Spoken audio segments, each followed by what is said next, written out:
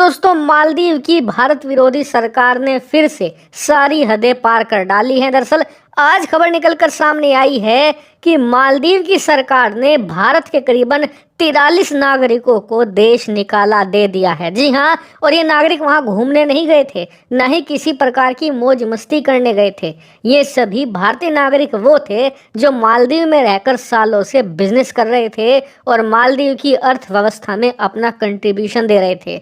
मालदीव की सरकार ने भारत विरोधी एक्शन लेते हुए इन सभी भारतीय नागरिकों को इलीगल बिजनेस पर्सन घोषित किया गया। यानी कि ये कहा गया कि ये लोग अवैध तरीके से मालदीव में व्यापार कर रहे थे और इसीलिए मालदीव की सरकार ने इन्हें पहले गिरफ्तार किया, इनके बिजनेस बंद करवाए और उसके बाद इन सभी को अब भारत डिपोर्ट कर दिया गया है। और जिस बात पर सबसे ज़्यादा गुस्सा आ रहा है वो ये कि ऐसे ही बिजनेस में कई सारे चीनी नागरिक भी मालदीव में काम कर रहे थे, लेकिन एक भी चीनी नागरिक को डिपोर्ट नहीं किया गया। भारतीयों को स्पेशली यहाँ पर टारगेट किया गया है। हालांकि मालदीव की सरकार कह रही है कि जी हमने भारत को कोई टारगेट नहीं किया, ये तो बस हमने एक कार्रवाई करी है अवैध बिजनेस के खिलाफ। लेकिन मालदीव में लोग सवाल पूछ रहे हैं कि ये लोग तो कई सालों से मालदीव में काम कर रहे हैं, मालदीव की अर्थव्यवस्था में कंट्रीब्यूट करते हैं, मालदीव के टूरिज्म को बढ़ाते हैं, हर तरीके से मालदीव की सोसाइटी में अपना योगदान देते हैं।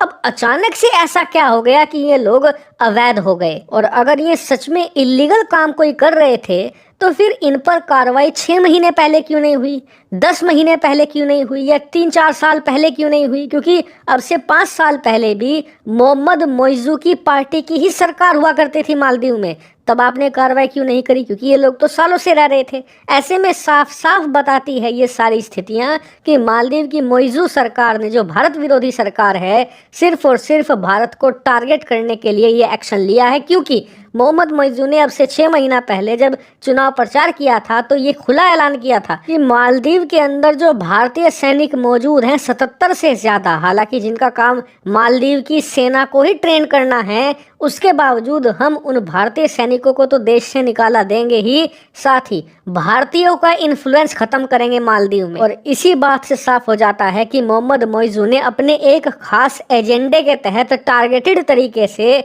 भारतीयों को निशाना बनाया है और भारतीयों को देश निकाला दिया है। और कहा जा रहा है कि आने वाले समय में मालदीव की सरकार ऐसे ही और ज़्यादा बड़े एंटी इंडिया फैसले ले सकती है। ऐसे में भारत सरकार को अब तैयार हो जाना चाहिए मालदीव को मुंह तोड़ जवाब देने के लिए, क्योंकि मालदीव की सरकार का अभी 4.5 साल का कार्यकाल बचा है और अगर विपक्षी पार्टियां एकजुट होकर इनकी सरकार नहीं गिराती तो 4.5 साल में तो ये इतने ज़्यादा एंटी इंडिया फैसले ले लेंगे, भारत कब तक झेलता रहेगा? एक ना एक पॉइंट पर आकर मुंह तोड़ जवाब देना होगा। हालांकि आपका इस पर क्या मानना है, कमेंट करके बताइए।